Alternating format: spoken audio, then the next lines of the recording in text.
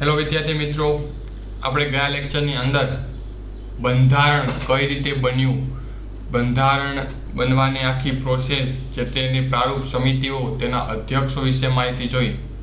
હવે આજના લેક્ચરની અંદર આપણે ભારતીય બંધારણના લક્ષણો અને કયા કયા વિદેશી સ્ત્રોતમાંથી કયો કયો ભાગ ભારતીય બંધારણમાં લેવામાં આવ્યો છે તેના વિશે આપણે માહિતી મેળવશું। तो સૌથી પહેલા આપણે શરૂઆત કરીએ ભારતીય બંધારણના લક્ષણો। બરાબર, જો તમને ખ્યાલ છે ભારતીય બંધારણનો અમલ ક્યારે થયો? 26 જાન્યુઆરી 1950 ના રોજ બંધારણ અમલમાં આવ્યું। અને ભારતનું જ્યારે બંધારણ અમલમાં આવ્યું ત્યારે ભારતના બંધારણમાં કેટલાક બીજા દેશોમાંથી કેટલાક તત્વો લેવામાં આવ્યા હતા। અને આમ છતાં અલગ અલગ દેશના તત્વો भारतीय बंधारण में लेवा छतां पण भारतीय बंधारण में केटलाक विशिष्ट लक्षणों छे। आपणुं बंधारण कंईक विशिष्टता धरावे छे बीजा देशों करता, तो ते आपणे डीप में पॉइंट वाइज जोईए। सौथी पहेलो पॉइंट, सौथी मोटुं बंधारण। केटलुं? सौथी मोटुं। खास याद राखजो, भारतनुं बंधारण विश्वमां सौथी मोटुं बंधारण छे। केवुं? लिखित, लेखित। केवुं? लिखित। खास याद राखजो।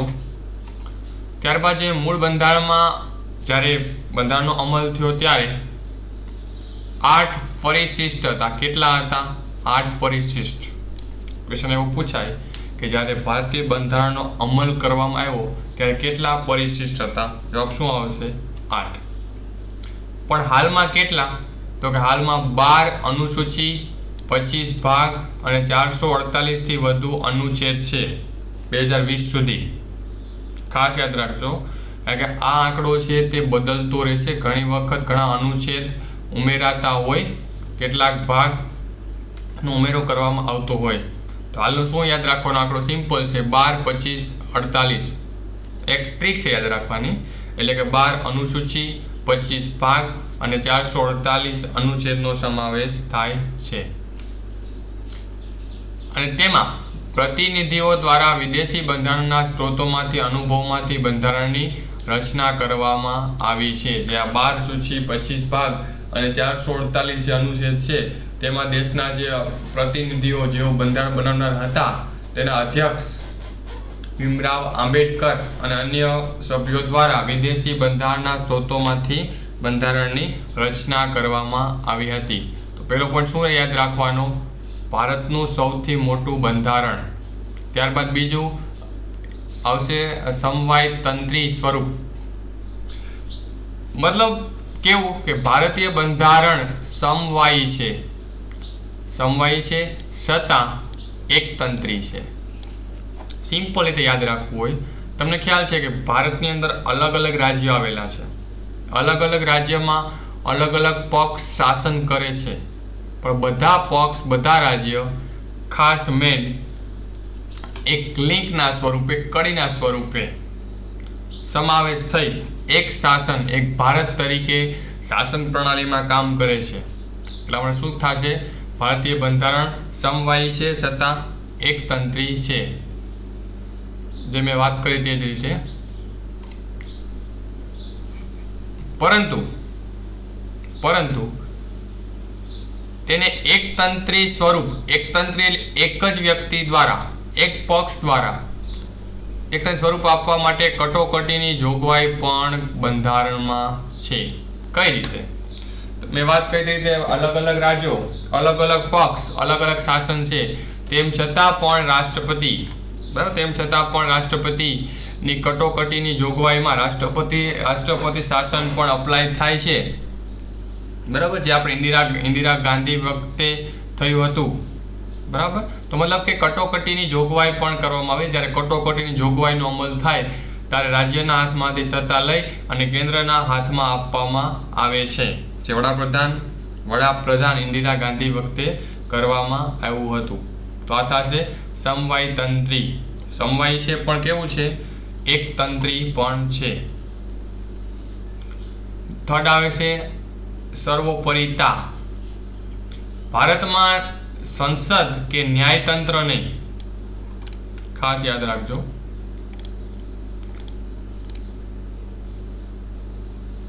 ભારતમાં સંસદ કે અદાલત નહીં પણ બંધારણ સર્વોપરી છે. શું છે? બંધારણ સર્વોપરી છે. એટલા માટે સંસદ કે ન્યાય અદાલત બંધારણને આધાર રાખી કાર્ય કરે છે, બંધારણને મધ્યમાં રહીને કાર્ય કરે છે. એટલે શું થશે? સર્વોપરિતા. એટલા માટે આપણે કહી શકીએ કે ભારતીય બંધારણ સર્વોપરી છે. શું છે? સર્વોપરી છે. ચોથું, મૂળભૂત હકો. વ્યક્તિઓના મૂળભૂત હકો છે જે તેમને મળવા જોઈએ.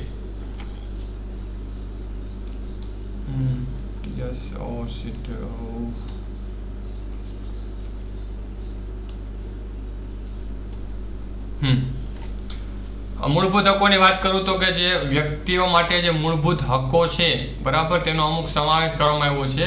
આ મૂળભૂત હકો એવા હક છે કે જે વ્યક્તિને મળવા જોઈએ. જેમ કે ફોર એક્ઝામ્પલ, ચૂંટણીમાં જો તમારી ઉંમર 18 વર્ષથી વધુ હોય તો મતદાન કરવું તમારી મૂળભૂત હક છે. કેવો છે? મૂળભૂત હક છે. તો આ મૂળભૂત હકોનો પણ ભારતીય બંધારણમાં સમાવેશ કરવામાં આવ્યો છે. અને ફિફ્થ આવશે પરિવર્તનશીલ સ્વરૂપ. કેવું?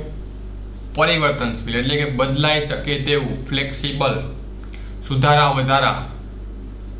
કોઈ પણ બંધારણની જેમ આપણા બંધારણમાં પણ સુધારાની જોગવાઈ છે. અને આ બંધારણમાં સુધારાની જોગવાઈ મુખ્ય અનુચ્છેદ 368 છે.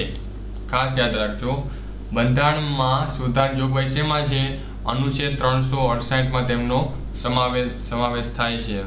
તો આપણે આથી કહી શકીએ કે ભારતનું બંધારણ અન્ય દેશોના બંધારણ સાથે જો તુલના કરવામાં આવે, સરખામણી કરવામાં આવે તો ઘણું જ પરિવર્તનશીલ અને કેવું છે? ફ્લેક્સિબલ છે. બંધારણને પરિવર્તનશીલ ત્યારે જ કહેવામાં આવે જ્યારે તેમાં સુધારો થતો હોય. અને ભારતીય બંધારણમાં સુધારાઓ થવાની જોગવાઈ છે. શેમાં? અનુચ્છેદ 368 એટલે તેને પરિવર્તનશીલ બંધારણ કહેવાય છે, ફ્લેક્સિબલ. 6 આવે છે રાજનીતિના માર્ગદર્શક સિદ્ધાંતો. એવા સિદ્ધાંતો જેને ધ્યાનમાં રાખીને જે સિદ્ધાંતો માર્ગદર્શન આપે છે રાજ્ય વ્યવસ્થા, રાજનીતિને ચલાવવા માટે. આ ભારતીય બંધારણના ભાગ 4 અનુચ્છેદ 36 થી 51 આપેલા છે. કેમાં? અનુચ્છેદ 36 થી 51. કયો ભાગ? ભાગ નંબર 4. ખાસ યાદ રાખજો, રાજનીતિના માર્ગદર્શક સિદ્ધાંતો શેમાં છે? ભાગ નંબર 4 અનુચ્છેદ 36 થી 51 આપવામાં આવેલા છે. ત્યારબાદ 7મો આવશે ન્યાયિક પુનરાવલોકન. ન્યાયિક પુનરાવલોકન એમ કહે છે કે તમે કોઈ પણ વસ્તુ માટે ન્યાયની આશા લઈ અને કોર્ટમાં જાઓ છો, બરાબર, તમે ત્યાં કેસ હારી જાઓ છો, તમને એવું લાગે છે કે મને ન્યાય નથી મળતો, તો તમે તેનાથી ઉપરની અદાલત, ફોર એક્ઝામ્પલ તમે હાઈકોર્ટમાં કેસ લડતા હોય, કેસ લડતા તમે હારી જાઓ તો તમે સુપ્રીમ કોર્ટમાં અપીલ કરી શકો છો. તમે સુપ્રીમ કોર્ટમાં અપીલ કરી શકો છો. મતલબ તમને જે ન્યાય મળ્યો છે તેનું શું થાય છે? પુનરાવર્તન. શું થાય છે? પુનરાવર્તન. ભારતીય સંસદ પણ પૂર્ણ પ્રભુત્વ સંપન્ન નથી. મતલબ કહી શકે સંસદનું જે વ્યવસ્થા છે, શાસન વ્યવસ્થા પર સંપૂર્ણ પ્રભુત્વ નથી. કઈ રીતે? કે તેના દ્વારા જે પસાર કરેલા કાયદાઓ છે તેનું પણ ન્યાયિક પુનરાવર્તન થાય છે. શું થાય છે?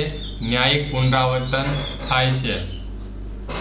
એવું પણ આપણે કહી શકીએ કે જ્યારે કોઈ પણ ખરડો, બરાબર, કોઈ પણ ખરડો આપણે રાષ્ટ્રપતિ પાસે મોકલવામાં આવે તો રાષ્ટ્રપતિની જે એનાલિસિસ ટીમ છે તેનું શું કરે છે?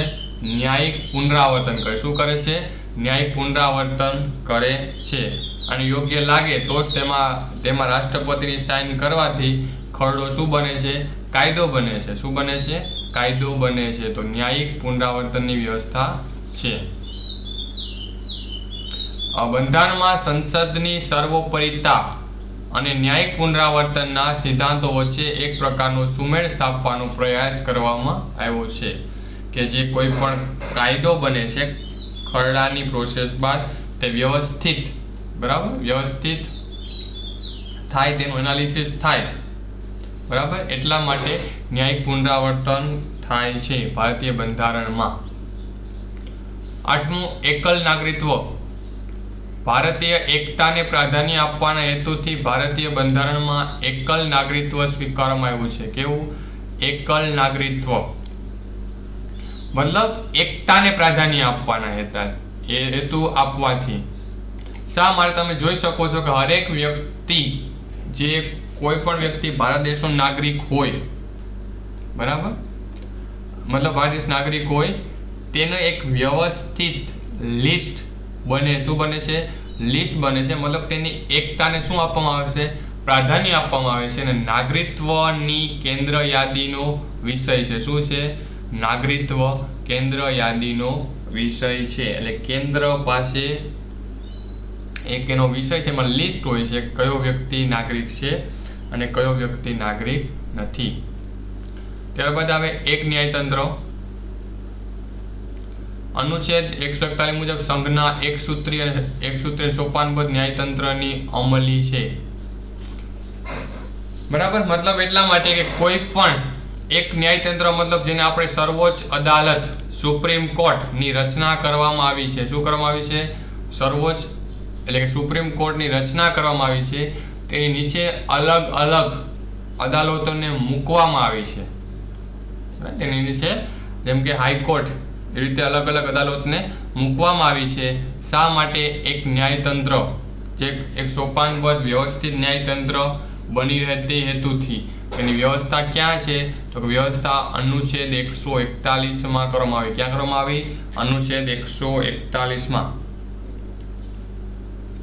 ત્યારબાદ આવે 10મું બિન સાંપ્રદાયિકતા. બિન સાંપ્રદાયિકતા એટલે કે બધા ધર્મને સરખો ભાવ આપવો. શું થશે? બધા ધર્મોને સરખો ભાવ આપવો. શું થશે? સર્વ ધર્મ સમભાવ, બધા ધર્મ સરખોની ભાવના સાથે. ભારત કેવો છે? બિન સાંપ્રદાયિક દેશ છે. અને બિન સાંપ્રદાયિકતા શું છે? ભારતીય બંધારણનું ધ્યેય પણ છે. શું છે? ધ્યેય પણ છે. અને ભારતમાં એટલા માટે જ રાષ્ટ્રીય ધર્મનો સ્વીકાર કરવામાં આવ્યો નથી. ત્યારબાદ 11મું થશે પુખ્ત મતાધિકાર. પુખ્ત વ્યક્તિને મત આપવાનો અધિકાર. અનુચ્છેદ 326 શું થશે? અનુચ્છેદ 326 મુજબ 18 વર્ષનો વ્યક્તિ, કોઈ પણ પુરુષ કે સ્ત્રી જે ભારતનો નાગરિક હોય, તેને ભારતની લોકશાહીમાં ભાગ લેવાનો પૂરેપૂરો અધિકાર છે. કોના મુજબ? અનુચ્છેદ 326 મુજબ. ઉંમર કેટલી? 18. પુરુષ હોય કે સ્ત્રી હોય, બરાબર, તે પોતાના મત આપી અને લોકશાહીમાં ભાગ લઈ શકે છે. 12મું આવશે સંસદીય શાસન વ્યવસ્થા. ભારતનું બંધારણ સંસદીય લોકશાહીને વરેલું છે. કઈ રીતે? તો કે જેટલા પણ નેતાઓ સંસદમાં જાય છે તે પ્રત્યક્ષ એક યા બીજી રીતે જે સંસદમાં જાય છે તે લોકો દ્વારા ચૂંટાયેલા નેતાઓ હોય છે. અને જેમાં સરમુખત્યારશાહીના જોખમો રહેતા નથી. મતલબ કોઈ પણ એક વ્યક્તિના હાથમાં શાસન આવે તેના જોખમ રહેતા નથી. ભારતમાં સંઘ અને રાજ્ય